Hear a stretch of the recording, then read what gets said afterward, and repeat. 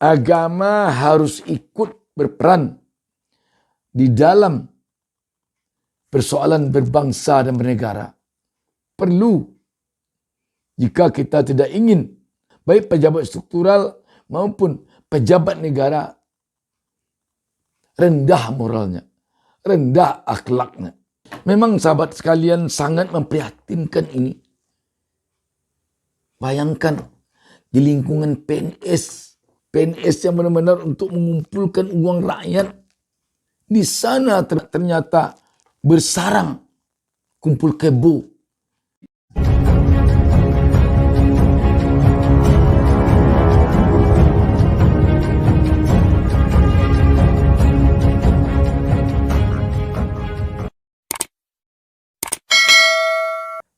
Assalamualaikum warahmatullahi wabarakatuh. Kembali kita berjumpa dalam kesempatan ini. Saya Bustami Narda tak lupa mendoakan kepada Allah Subhanahu wa taala, Tuhan Yang Maha Esa. Semoga seluruh pemirsa beserta keluarga selalu diberkahi hidupnya oleh Allah Subhanahu wa taala. Sahabat BN, ini ada sebuah informasi yang cukup memprihatinkan bagi kita. Di lingkungan Dirjen Pajak, di tempat rakyat mengumpulkan uangnya untuk membangun bangsa ini, untuk membangun negara ini, ternyata banyak pegawainya yang kumpul kebo, yang serumah tanpa nikah, yang melakukan perzinahan. Ini sungguh memprihatinkan kita. Apa yang bakal terjadi ketika si pengumpul uang yang ternyata berbuat amoral? Kita baca beritanya. CNN Indonesia menurunkan berita di bawah judul Ditjen Pajak Kemenkeu ungkap banyak PNS hidup serumah tanpa nikah. Berita ini hari Minggu tanggal 11 Desember 2022. Jakarta, CNN Indonesia. Direktorat Jenderal Pajak Kementerian Keuangan mengungkap pelanggaran terbanyak yang dilakukan oleh PNS di lingkungannya adalah hidup bersama tanpa menikah alias kumpul kebo. Menurut Dirjen Pajak Suryo Utomo, itu adalah pelanggaran disiplin kedua paling banyak dilakukan PNS DJP. Sedangkan pelanggaran disiplin pertama adalah fraud atau meminta imbalan di luar haknya saat bekerja. Kedua yang paling banyak itu hidup serumah tanpa menikah, ujar Suryo dikutip dari CNBC Indonesia Minggu 11-12. Suryo menyebutkan PNS yang melakukan pelanggaran ini telah diberikan sanksi disiplin. Sejak periode 2019 hingga saat ini, sanksi disiplin telah diberikan sebanyak 708 kali untuk kategori ringan, 199 kali untuk kategori sedang, dan 349 untuk kategori berat. Ia menjelaskan bahwa pengenaan sanksi ini mengacu pada Peraturan Pemerintah Nomor 94 Tahun 2021 tentang disiplin pegawai negeri sipil PNS. Hukuman terberat dalam PP itu adalah pemberhentian dengan hormat tidak atas permintaan sendiri sebagai PNS. Kedepannya ia berharap PNS di lingkungan DJP mulai menghindari pelanggaran agar bisa mewariskan hal baik untuk bawahannya kelak. Jadi mumpung kita ada kesempatan untuk menunjukkan bahwa kita betul-betul bisa gawangin organisasi, ya kita tunjukkan. Saya mau nitip satu, tinggalkan legasi yang baik untuk diingat, terutama kalau kita bicara governance jelasnya. Memang sahabat sekalian sangat memprihatinkan ini. Bayangkan di lingkungan PNS Dan PNS-nya PNS yang bagi memang uang. PNS yang benar-benar untuk mengumpulkan uang rakyat. Di sana ternyata kumpul kebo orang-orang yang mau serumah tanpa nikah. Orang-orang pezina. Sungguh memprihatinkan pemerintahan kita ini sekarang, sahabat BN.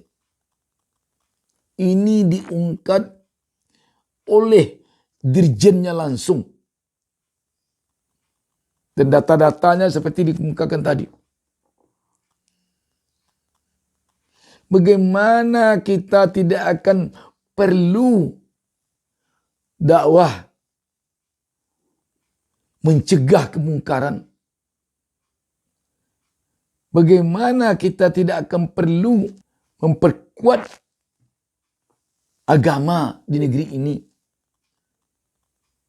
Kalau begini ceritanya, bayangkan kalangan PNS tidak tertutup kemungkinan di dalam ini pejabatnya ada. Sebab dikatakan oleh dirjen tadi, wariskan hal baik kepada bawahan. Berarti ini ada atasan, ada pejabat yang melakukan ini. Tetapi kita melihat ketika ada para ulama yang keras menyerukan kepada pencegahan kemungkaran, kadang-kadang kita tidak siap dan menganggap itu adalah musuh. Dan disinilah kelihatannya perlunya perbaikan akhlak negara kita ini. Tidak terbayangkan oleh kita selama ini bahwa di tubuh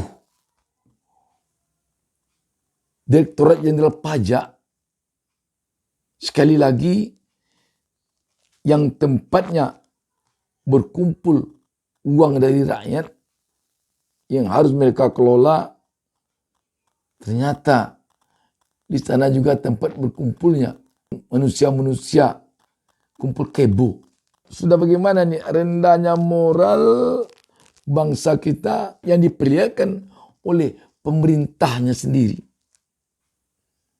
Sahabat BN, kita tentu berharap kepada pemerintahan kita sekarang ini bahwa memang penegakan moral bangsa ini sangat perlu. Penegakan akhlak kita memang perlu. Kalaulah akhlaknya baik, tidak akan terjadi hal seperti yang dikatakan oleh Dirjen Pajak ini. Tidak akan terjadi. Kemana wajah kita akan kita sembunyikan jika pemberitaan ini dibaca oleh negara lain? Contohnya negara tetangga Malaysia, Brunei Darussalam, di negara yang mayoritas Muslim. Ternyata di lingkungan pemerintahannya di Dirjen Pajak berkumpul orang-orang yang suka kumpul kebo. Inilah cermin dari akhlak kita sekarang ini, sahabat BN. Kalau melihat kepada apa yang terjadi di Dirjen Pajak ini, tidak ada alasan bagi kita untuk tidak memfokuskan bangsa ini, kita ini pada dakwah pencegahan kemungkaran. Perlu dicegah kemungkaran. Perlu dicegah kemaksiatan ini. Ini sangat memprihatinkan sekali. Sangat-sangat memprihatinkan sekali. Tentu kita tidak heran kalau ada seperti siapa dulu Gayus Tambunan yang heboh korupsi pajak. Kalau memang banyak suka kumpul kebo, memang kita tidak heran kalau terjadi kasus Gayus Tambunan dulu yang menilep uang pajak sedemikian banyak. Sahabat, perbaikan moral, perbaikan akhlak negeri ini sangat perlu. Sangat perlu. Makanya, tidak bisa lagi agama kita pisahkan dari kehidupan kita berbangsa bernegara. Tidak bisa. Agama harus ikut berperan di dalam persoalan berbangsa dan bernegara. Perlu jika kita tidak ingin aparatur kita, para pejabat kita, baik pejabat struktural maupun pejabat negara, rendah moralnya.